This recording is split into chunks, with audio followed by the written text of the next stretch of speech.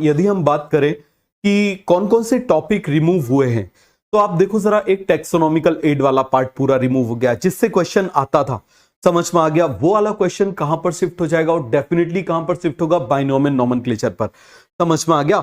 उसके बाद आप मुझे बताना जरा, बायोलॉजिकल में कोई चेंज नहीं है, प्लांट किंगडम में एक थोड़ा सा चेंज है बस, और कोई बहुत ज्यादा चेंज नहीं है। एंजियोस्पर्म क्योंकि वो यहां पर आ गया तो कोई बड़ा चेंज नहीं है। उसके बाद आप मुझे बताइए, हम बात कर रहे हैं मॉर्फोलॉजी की, मॉर्फोलॉजी में काफी सारा चेंजेस है, समझ में आ गया। ऐसे सेकेंडरी ग्रोथ वाला पूरा पार्ट हटा दिया है। उसके बाद में प्राइमरी टिश्यू, परमानेंट टिश्यू दोनों पार्ट ऑलमोस्ट रिमूव कर दिए हैं, काफी सारी चीजें उसमें से रिमूव कर दी है, समझ में आ गया।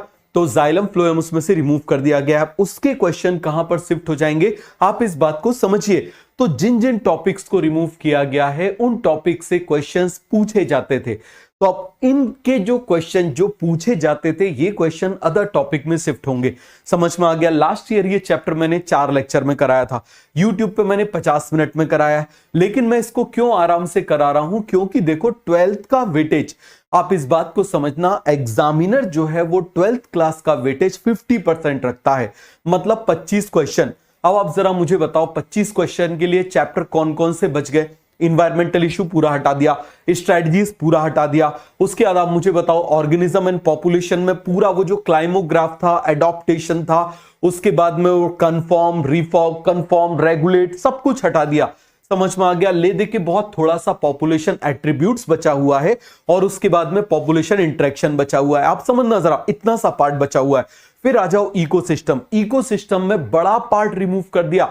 क्या रिमूव कर दिया, सक्सेशन को हटा दिया, सक्सेशन के बाद में, उसके बाद में न्यूट्रिएंट साइक्लिंग को हटा दिया, जिससे क्वेश्चन आते ही आते थे, रॉबर्ट कॉन्स्टेंजा वगैरह से क्वेश्चन आते ही थे, वो एक बड़ा पोर्शन रिमूव कर दिया। आप इस बात को समझो, सबसे पहले आप बात को समझो, एग्जामिनर क्या करने वाला है, आप इसको एटलीस्ट एक गैस लगाओ, समझ में आ गया। और वो गैस काफी कैलकुलेटेड होना चाहिए, रिस्क शुड बी कैलकुलेटेड, बात समझ में आ गया। इसके बाद आप मुझे बताना, फिर हम किसकी बात कर रहे हैं, एनवायरमेंटल इशू पूरा हटा दिया। तो ले दे के आप मुझे बताओ, सेक्सुअल रिप्रोडक्शन, ठीक है, molecular basis, principle of inheritance. इसके बाद में आप मुझे बताइए, माइक्रोब से 2-4 क्वेश्चन तो दे नहीं सकते, क्लियर है, ज्यादा से ज्यादा एक क्वेश्चन दे सकते हैं। अब क्या बच गया, organism and population, ecosystem, biodiversity. तो आप देखो जरा, 6 चैप्टर्स बच गए, समझ में आ गया। कितने चैप्टर्स बच गए, 6 चैप्टर्स बच गए, जिसमें से आप इस बात को समझना, ऑर्गेनिज्म एंड पॉपुलेशन में केवल 2 क्वेश्चन का टॉपिक बचा हुआ है, समझ में आ गया। इकोसिस्टम से आप ये मानिए 1 क्वेश्चन का टॉपिक बचा हुआ है, जहां से क्वेश्चन आएगा। बायोडाइवर्सिटी से 2 क्वेश्चन का टॉपिक बचा हुआ है, तो टोटल कितने क्वेश्चन हो गए, 5। इसके बाद आप मुझे बताओ जरा, छठवां हो गया माइक्रोब्स का, कितने हो गए क्वेश्चन, 6। अब कितने क्वेश्चन हमारे पास बाकी रहेगा, 19। तो आप समझो, ये 19 क्वेश्चन इन 3 चैप्टर्स में से डिवाइड होंगे। आप इस बात को समझो, तो मेरा अंदाजा है इस साल इस चैप्टर से 4 से 5 क्वेश्चन आपको मिलेंगे नीट में, समझ में आ गया। कितने क्वेश्चन मिलेंगे, 4 से 5 क्वेश्चन मिलेंगे। Thank you, thank you, thank you.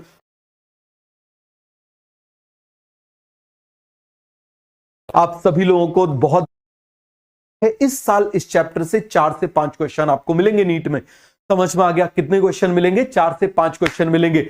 Thank you, thank you, thank you. आप सभी लोगों को बहुत बहुत धन्यवाद। आप लोगों ने बर्थडे के लिए जो विशेष किया, मैंने कोशिश करी है कि जितने मैक्सिमम लोग हो सकते हैं उनको रिप्लाई किया है, लेकिन उसके बावजूद यदि कई सारे लोगों को नहीं कर पाया होगा तो बुरा मत मानना। मैं यहां पर आप सभी लोगों को थैंक यू बोल देता हूं, ठीक है।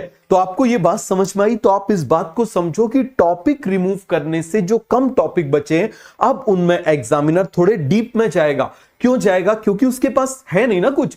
आप इस बात को समझो, आप देखो जरा, किसी के पास, मान लो, आप ऐसे समझना, मान लो आपके सामने 10 डिश रखी हुई हैं, तो आप थोड़ा थोड़ा खाओगे, 10 डिश आपका पेट भर जाएगा। लेकिन एक ही डिश रखी हुई है तो आप उसको हचक के खाओगे, जम के खाओगे, बहुत ज्यादा खाओगे। तो इसीलिए आप इस बात को समझो, इस साल इस चैप्टर से मेरा अंदाजा है कि 4 से 5 क्वेश्चन आपको मिलेंगे, समझ में आ गया। 4 से 5 क्वेश्चन आपको मिलेंगे, 7 से 8 के करीब क्वेश्चन आपको मिलेंगे, 7 के करीब क्वेश्चन आपको मॉलिक्यूलर बेसिस से मिलेंगे, और कम से कम 6 से 7 के करीब क्वेश्चन आपको प्रिंसिपल ऑफ इनहेरिटेंस से मिलेंगे, समझ में आ गया। तो इस बात को सभी को क्लियर हुआ कि नहीं हुआ। तो इस तरीके से आप अपना